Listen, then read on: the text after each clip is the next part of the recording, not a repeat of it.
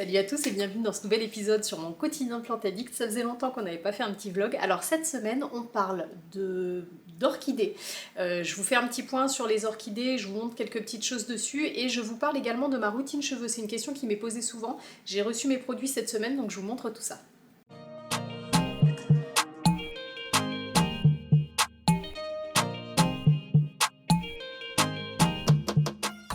Et coucou! Alors on commence ce vlog avec un petit point sur mes caladiums, alors qui va être rapide puisque comme vous pouvez le constater, j'ai aucune évolution.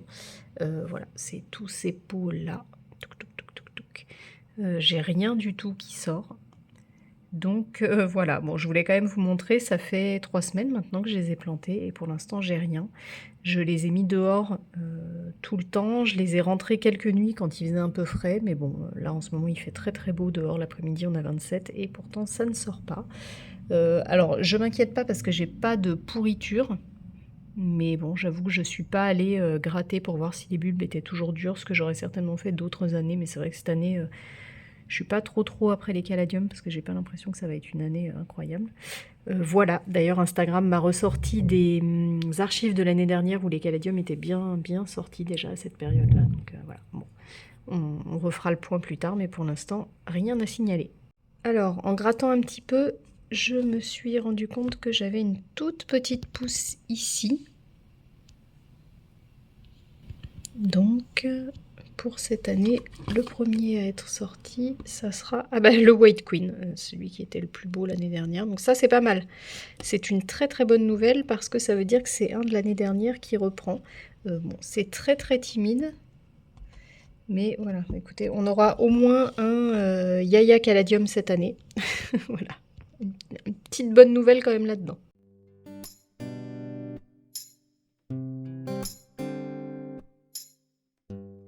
Alors cette semaine, j'ai enfin pris le temps de m'occuper de mon Monstera variegata, vous voyez, qui dépasse, qui fait désormais ma taille, voire même un peu plus. Pour mémoire, quand je l'ai reçu, je crois qu'il y avait 4 feuilles. C'est une plante que j'avais achetée chez Plant Lovers. Oui, c'est ça, Plant Lovers. Donc là, comme vous voyez, elle dépasse le tuteur. Donc je vais devoir bouturer le haut. Et pour prendre moins de risques, j'ai décidé de marcoter. Donc marcoter, en fait, c'est mettre... Voilà, donc là je vous montre où je vais couper, vous voyez au-dessus du dernier nœud, et l'idée c'est de venir enfermer, voilà, comme ça dans un sac, les racines aériennes pour les mettre directement en contact avec le substrat plutôt que de couper la plante. Ça permet que le système racinaire se développe directement dans le petit sachet et quand je couperai, voilà, elle sera déjà en terre et ça sera moins traumatisant. Ça permet d'être quasiment sûr de réussir les boutures. Voilà. J'ai essayé avec un sac comme ça, ce que je fais habituellement avec du cellophane. J'en avais plus et on m'a suggéré cette idée, c'était pas mal. La seule chose c'est que ça coule un petit peu quand j'arrose, mais finalement c'est pas embêtant puisque ça coule dans le pot de la plante.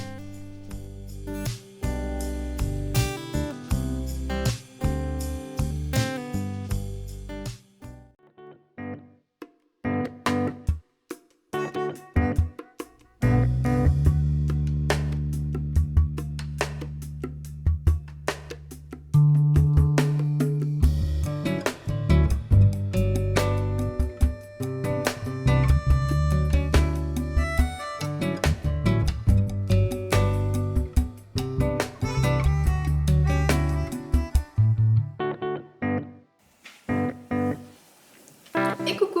Alors, j'ai reçu aujourd'hui mes produits pour les cheveux et je me suis dit que c'était le bon moment pour vous montrer ça. Ça fait longtemps que vous me demandez ma routine pour les cheveux depuis que j'ai ouvert la chaîne et ça va déjà être un bon début de vous montrer ça. Alors, la routine cheveux, ça ne se résume pas que aux produits. Limite, il faudrait que je fasse une vidéo complète, mais évidemment, ça passe par l'alimentation, par l'hydratation, par les habitudes de vie, la bonne brosse, le fait de ne pas faire de couleurs, etc. Mais je vais au moins vous montrer ce que j'utilise. La base, déjà, c'est d'utiliser des produits qui sont clean. Moi, j'ai pas toujours eu les cheveux en si bon état. Alors, ça paraît prétentieux, mais voilà, je trouve que j'ai des beaux cheveux maintenant, donc je vais pas dire l'inverse. C'est un constat parce que je les ai vus autrement, parce qu'avant je faisais des mèches, et surtout parce qu'avant j'utilisais des produits remplis de produits chimiques, de sodium laureth sulfate, de silicone, etc. Et j'avais les cheveux hyper abîmés. J'ai eu une phase où ils étaient encore plus moches. Enfin, en fait, mes cheveux n'étaient pas spécialement moches, c'était pas le top. Quand je vois ce que ça donne maintenant, comme ils sont brillants et tout ça, évidemment c'était pas pareil, mais c'était pas alarmant. J'ai décidé d'arrêter les produits mal composés pour les cheveux quand j'ai pris conscience de tout ce qu'il y avait dedans. Et là, quand je suis passée aux produits naturels, ça a été une catastrophe. Mes cheveux étaient très moches, mais en fait, qu'est-ce qui s'est passé? C'est juste que j'ai enlevé l'espèce de glu, la tonne de silicone, etc. qu'il y avait dessus qui cachait la misère et qui fait que quand votre cheveu est englobé, alors là il va falloir m'arrêter parce que ce genre de clip là ça pourrait durer 4 heures, je peux vous faire une vidéo complète sur les cheveux, mais en faisant simple, le cheveu quand il est englobé, englué de silicone, tout ce que vous mettez pour le nourrir ça ne sert à rien, ça ne passe pas dans le cheveu et donc le cheveu est complètement déglingué, je suis désolée c'est pas très joli mais j'ai pas d'autres mots pour le dire, en dessous, et on vient juste cacher la misère avec du silicone.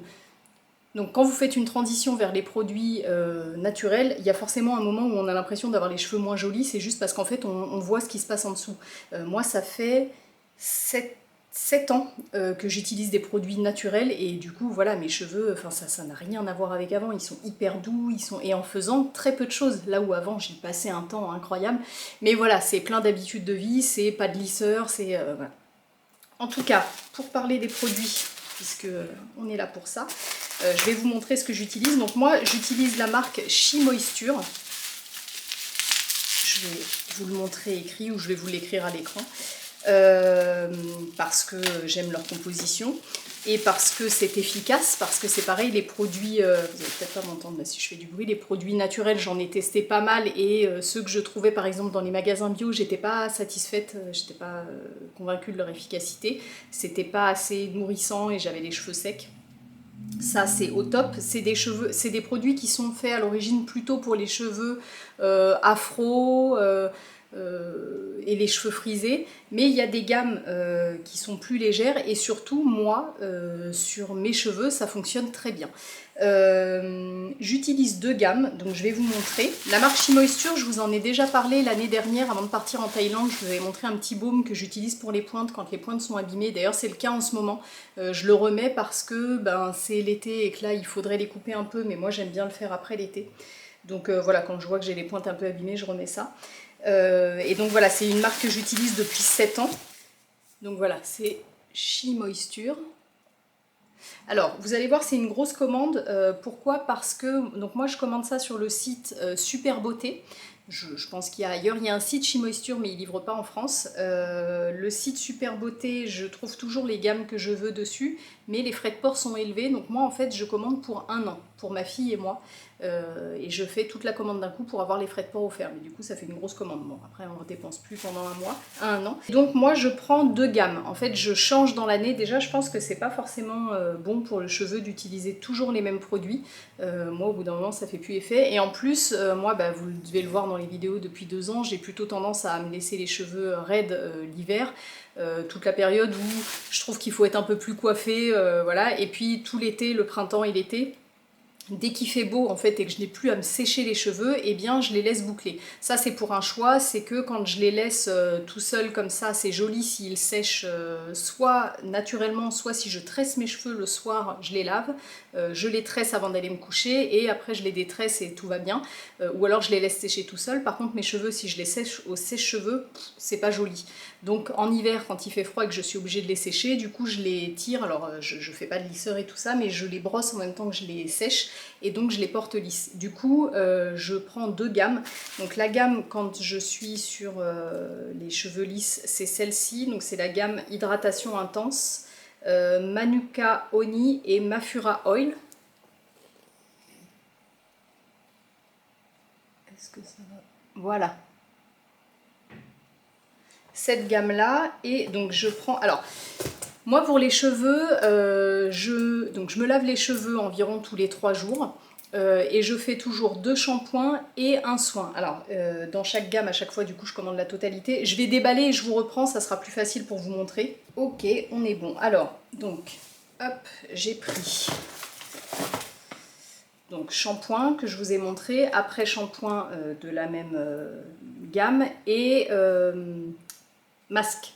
Donc je me lave les cheveux, je fais 2 shampoings et un soin. Le premier shampoing je le fais pas avec ça parce que moi j'ai les cheveux qui sont, en fait on a l'impression que j'ai des cheveux hyper épais, c'est pas le cas du tout, j'ai les cheveux très fins et j'en ai une tonne. D'ailleurs ça donne beaucoup de nœuds, c'est pénible par rapport aux personnes qui ont les cheveux épais.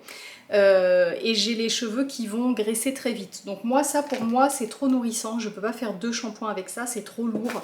J'ai les cheveux qui regraissent vite et ça me les aplatit. Donc j'ai un premier shampoing plus classique que j'achète sur le site Slow Cosmétiques, avec lequel je fais le premier shampoing pour dégraisser, oui, surtout dégrossir, mais dégraisser c'est un peu le cas aussi. Et ensuite je fais un shampoing avec ça et je fais l'après-shampoing que je laisse poser 2-3 minutes dans la douche. Et j'essaye 1 à 2 fois par mois de faire donc mes 2 shampoings et à la place de l'après-shampoing faire un masque. Ça je le fais quand je prends un bain ou quand je sais que je suis à la maison, je le mets et je le laisse poser entre 10 et 15 minutes sur les cheveux. Voilà, donc ça c'est ma routine. Et en été, j'ai une autre gamme, mais c'est toujours la même routine. Je prends la gamme Coconut Hibiscus, donc c'est Curl and Shine, c'est donc frisé et brillant.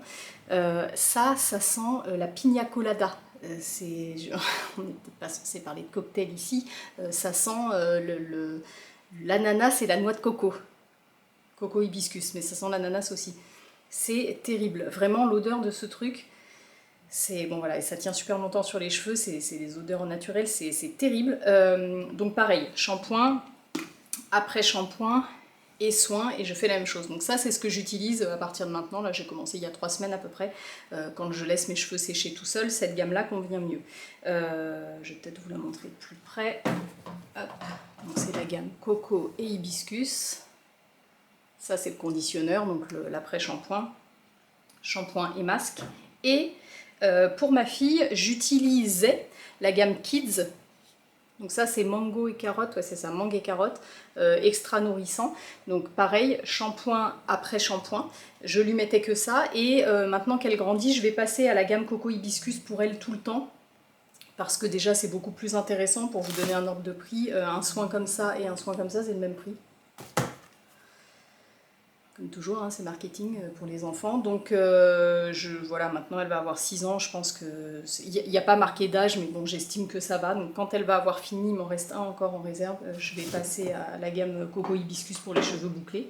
Et surtout ce que j'utilise pour ma fille, et alors ça vraiment je vous le recommande si vous avez des petites filles, alors si vous avez des petites filles métissées aux cheveux frisés, écoutez cette vidéo et achetez ce produit, mais même tout court si vous avez des enfants qui craignent des cheveux et qui ont mal quand on leur démêle les cheveux, prenez ce produit là, il est mais top. Donc c'est un démêlant qu'on ne rince pas, qui ne donne pas du tout les cheveux gras, et c'est pareil, c'est la même odeur coco et hibiscus.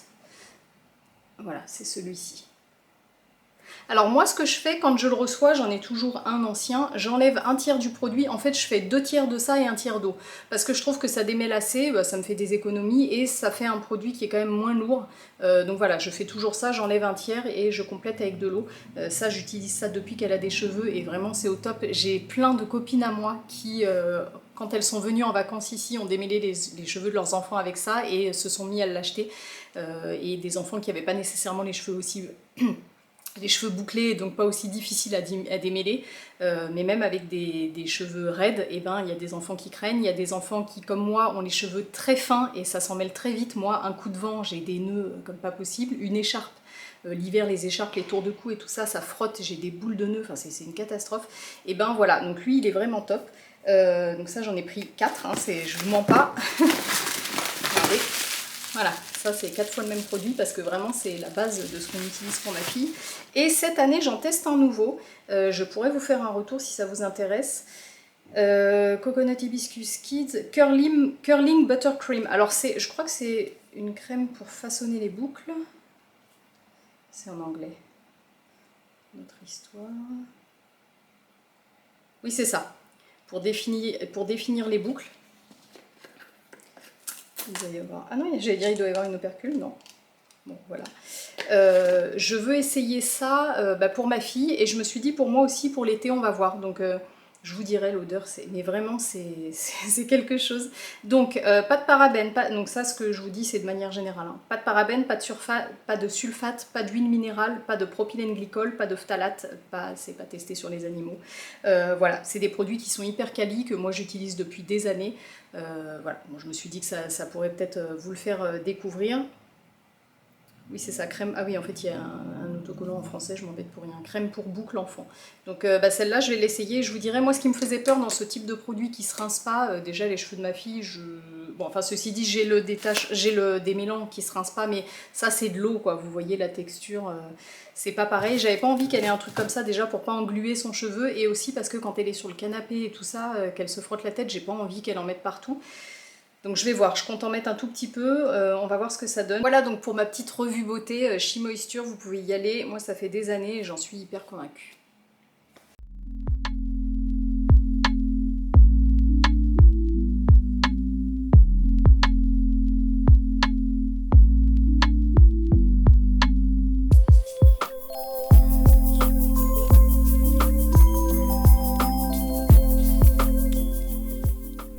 Alors ce mardi, en rentrant de balade, j'avais une bonne surprise qui m'attendait dans la boîte aux lettres. C'est un courrier de Maureen du compte Jardin Croisé.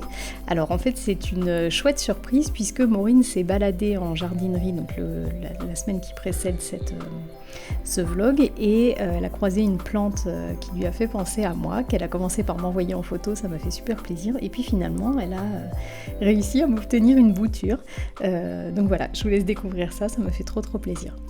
J'étais aussi super contente de découvrir cette petite carte puisque sa sœur Leslie m'avait envoyé un colis quelques temps avant que je vous montrerai bientôt les plantes et j'avais déjà une petite carte donc voilà ça m'a fait super plaisir d'en avoir une deuxième et donc je vous laisse découvrir la bouture.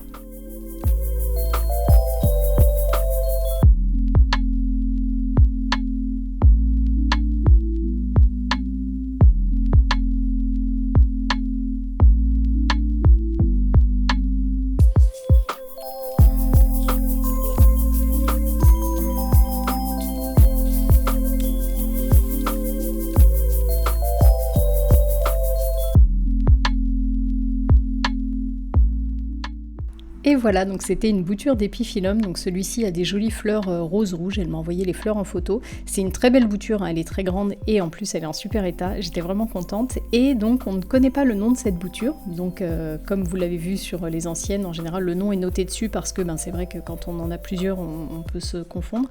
Donc on a décidé ensemble de le renommer Epiphyllum Maureen. Donc voilà, j'ai mis un M dessus, on a une nouvelle variété, bon je ne saurais pas ce que c'est, mais voilà, c'est la bouture de l'amour et encore merci Maureen, ça m'a fait trop plaisir.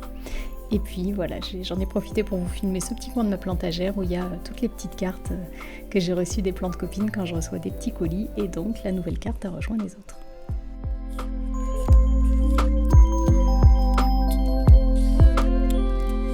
Alors je vous en parlais la semaine dernière dans la vidéo des EM. Vous voyez par exemple là je suis chez Botanique, voilà, c'est après les aquariums. Alors, ça doit être un petit peu pareil je pense dans toutes les jardineries. Je vais remplir mes bidons et vous voyez ici, voilà, il y a un petit tuyau et du coup je vais pouvoir remplir mes bidons avec de l'eau pure pour faire mes reproductions de haine.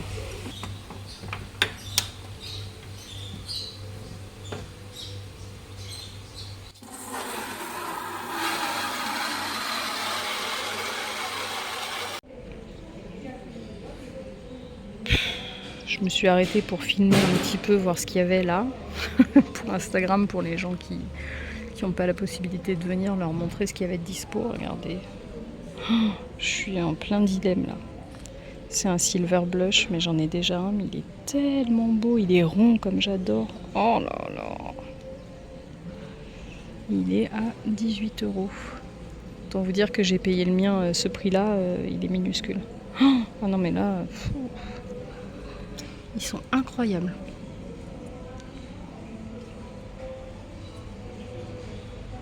Aucune excuse valable pour justifier ce que je suis en train de faire. Aucune. Il n'y a pas de raison de s'offrir une plante et je l'ai déjà. N'importe quoi. Oh, regardez comme il brille. Regardez, silver. Oh là là. Impossible, je le prends. Tant pis. Et coucou! Alors ce matin j'étais en train de m'occuper de mes orchidées et j'en ai sélectionné quelques-unes pour vous les montrer parce que je me suis aperçue déjà d'une part qu'il y en a certaines que je ne vous ai jamais présentées ici et d'autre part je voulais vous montrer un truc intéressant. Alors je vais commencer par celle-là. Alors ça c'est une orchidée Phalaenopsis qui m'a été offerte par Diana et je réalise que je ne vous l'ai pas montrée ici comme ça fait un moment que je ne vlog pas. Je l'ai montrée sur Instagram. Alors elle est rose très claire. Tout ce que j'aime. Et alors surtout, regardez, elle a 3 hampes florales. Alors là, on commence à arriver sur la fin de floraison. Vous voyez, ça commence ici. Mais ça a tenu longtemps, ça fait un moment que je l'ai. Elle est super jolie. Il y a encore une hampe qui arrive ici.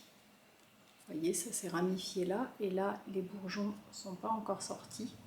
Alors les Phalaenopsis, moi je les adore quand elles sont claires comme ça, rose clair, blanche, les blanches j'adore. C'est vrai que je suis moins fan des couleurs foncées, je préfère pour d'autres types d'orchidées. Celles-ci c'est les plus simples, hein, en tout cas moi je me suis fait la main sur les orchidées Phalaenopsis, c'est les plus simples. Je vais vous remettre le lien, j'avais fait une vidéo récap avec toutes mes infos et tous mes conseils sur l'entretien des Phalaenopsis. Et voilà, bon bref, donc celle-là je voulais vous la montrer. Alors on est sur un début de fin, mais je vais avoir une nouvelle hampe. J'avais jamais vu 3 hampes d'un coup. Et en plus, celle-ci qui se ramifie. Donc, hyper satisfaisante, celle-ci. Et ensuite... ah oui, alors, je voulais aussi vous montrer ça sur le Phalaenopsis. Donc ça, c'est celle, vous savez, que j'avais achetée pour nos 10 ans avec mon mari, pour marquer le coup. Elle est blanche, avec des taches violet foncé, très très belle. Donc ça c'est pareil, hein, c'est une orchidée qui est en super état, c'est une très belle orchidée. Alors oui, ce que je voulais vous montrer, c'est, vous voyez, là elle a des fleuris. Je reçois hyper souvent la question, est-ce que je dois couper, est-ce que je dois couper, à quel nœud, etc. Il faut regarder, en fait, il faut observer. Vous voyez, là, la hampe est verte jusqu'en haut, je touche pas. Pour la simple et bonne raison que, vous voyez, ça peut se ramifier comme là. Donc si vous la coupez là, au-dessus du premier nœud, après la pleine lune, en étant habillée en rouge, et ben si elle devait repartir de là, c'est fichu. Alors ça n'empêche pas, elle refleurira d'ici, mais voilà, ça peut repartir sur les hampes. Donc moi je laisse tant que les hampes sont en bon état, et à l'inverse, quand elles fanent, et bien, enfin quand ça commence à jaunir, et bien je coupe. Après je voulais vous montrer celle-ci, donc ça c'est une cambria, Odontoglossum aussi. Alors vous savez, vous vous souvenez, je l'avais acheté à la serre aux orchidées et je vous avais dit quand ça va fleurir je vous montrerai puisque ce sera une floraison surprise, et donc voilà. Voilà ce que ça donne. Ah ça fait pas le focus. Attendez, comment on va faire? Comme ça peut-être. Voilà. Elle est super jolie, on dirait des petites araignées je trouve. Alors, je déteste les araignées mais ça je trouve ça mignon. J'arriverai peut-être mieux à vous montrer comme ça. Voilà. Elle est super chouette. Alors là j'avais eu 2 hampes florales et là vous voyez par exemple sur celle-ci c'est complètement différent puisque c'est des bulbes. En fait les Phalaenopsis, ça refleurit soit sur la hampe, soit il y a une nouvelle hampe qui sort de la base, ça sera toujours la même base et il y a des nouvelles feuilles qui sortent sur la base. Là, celles-ci, ce sont des bulbes. Et donc, les anciens bulbes, vous voyez par exemple ça, c'est un ancien, vont rider petit à petit et puis finir par mourir. Et en fait, chaque année, vous avez de nouveaux bulbes qui sortent. Là, c'est le cas sur celle-ci. Il y avait 2 nouveaux bulbes cette année qui ont donné 2 hampes florales. Donc là, par exemple, cette hampe florale-là, je l'ai laissée pour pouvoir vous montrer. J'ai pas d'intérêt à la garder. Bon, de toute façon, elle n'est pas restée verte, hein, parce que ça fonctionne pas comme ça sur celle-ci. Mais je sais que de toute manière, ce bulbe-là ne va pas redonner de hampe florale, de fleurs. Donc ça me sert à rien. Il va y avoir en fait l'année prochaine, si je m'y prends bien, parce que ça c'est, je commence le début, je commence à comprendre les cambrias, de nouveaux bulbes qui vont apparaître et c'est de là que sortiront les prochaines hampes florales. Voilà, donc ça, tout ça, c'est, je tâtonne d'ailleurs, alors je vous montre, vous devez le connaître, mais si vous vous intéressez un petit peu aux orchidées, je vous conseille ce livre. Donc c'est Romain Orchids sur Instagram qui l'a écrit, Orchids Addict. Il est hyper bien fait, je vous en ai déjà parlé, je crois, ici. Vous avez des infos générales sur les orchidées, comment les bouturer, comment les cultiver, comment les rempoter, etc. Vous avez des super belles photos. Et après, vous avez par espèce des conseils de culture sur chaque orchidée. Donc moi, j'essaye d'élargir un petit peu mon champ d'action. Et voilà, et la dernière que je voulais vous montrer, donc voilà, je me mets au Cambria. J'ai aussi des Paphiopedilum, ce qu'on appelle sabot de Vénus, et je voulais vous montrer celle-ci, donc c'est un Zygopétalum, et ça, c'est ma copine Aurélie qui me l'a offert quand elle est venue en vacances. Alors, regardez les fleurs. J'ai un peu tardé à vous la montrer, donc on est un peu en fin de floraison, ça a un petit peu perdu... Ah, je suis assortie. Ça a un petit peu perdu en couleur. C'était un peu plus coloré, mais alors surtout, ça sent. Et ça a été une découverte pour moi, parce que moi j'ai beaucoup de phalaenopsis, ça n'a aucune odeur. La Cambria, là, je me souviens pas. Je me souviens pas. Et celle-ci, j'ai été surprise, en fait, c'est dans la serre aux orchidées, on se baladait, c'est l'odeur qui nous a amené vers elle. Non, je vous dis des bêtises, c'était une autre qu'elle a achetée elle, et du coup, je savais pas que celle-là sentait. Et c'est un matin, en arrivant dans mon salon, je sentais une odeur, je me dis, mais qu'est-ce que c'est que ça? Je comprenais pas, je suis allée voir les Hoya, j'avais pas de fleurs, et en fait, c'était elle. Donc elle sent super bon, mais ça sent pas longtemps. C'était assez étonnant d'ailleurs, parce que ça sentait fort, mais... Une heure après, je veux montrer ça à mon mari, ça sent plus, et je passe pour une folle, quoi. Mais tous les matins, ça sentait un petit peu. Enfin non, ça sentait fort, mais pas longtemps. Voilà, donc je voulais vous montrer un petit peu tout ça, les nouvelles. Et puis voilà, je retourne à mon entretien. Bon, et pour terminer sur une touche très satisfaisante, eh bien, à peine une semaine après, voilà, ça a déjà pris dans le petit pochon. Donc je vais attendre qu'il y ait un système racinaire un petit peu plus intéressant qui se développe et qui ait des radicelles. Mais en tout cas, voilà, on est sur quelque chose d'encourageant. C'est très cool.